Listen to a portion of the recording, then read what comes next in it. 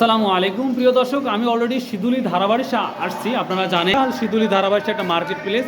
তো এখানে একটা কৃষক ভদ্রলোকের সাথে আমি কিছু কথা বলবো এবং আজকে পয়লা বৈশাখ, তার জন্য আজকে সুন্দর একটি কবিতা তিনি শোনাবেন।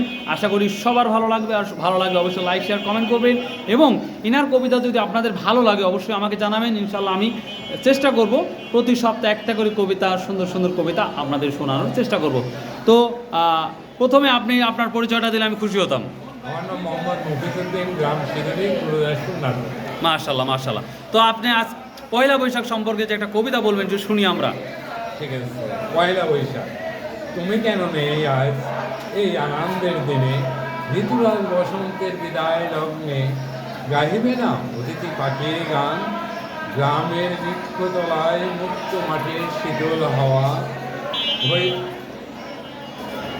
আছে বক্ষ শীতল, বই আছে প্রতি রঞ্জে রঞ্জে বেদনা, পারি নাই কবু বলিয়া যাইতে, কি করিয়া জানাই বলো সমবেদনা, শোকাতপ্ত হৃদয় উত্তপ্ত চৈত্র হাওয়া, বই আছে কাল বৈশাখী ঝড়,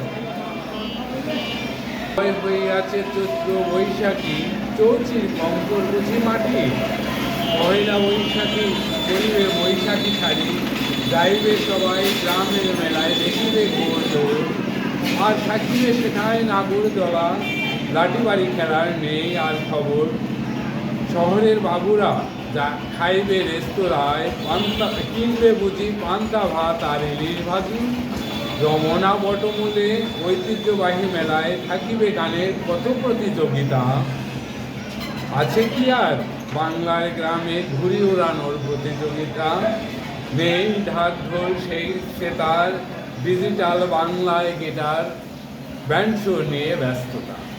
খুব সুন্দর একটি কবিতা বলেছেন। তো দর্শকের উদ্দেশ্যে যদি আপনার কিছু বলা থাকে, যারা আপনার এই ভিডিওগুলো দেখতেছে তাদের উদ্দেশ্যে যদি কিছু বলা থাকে, যদি ভালো লাগে তারা একটা করে লাইক বা কমেন্ট করলে খুব সুন্দর। আচ্ছা আচ্ছা, থ্যাংক ইউ, আসসালামু আলাইকুম।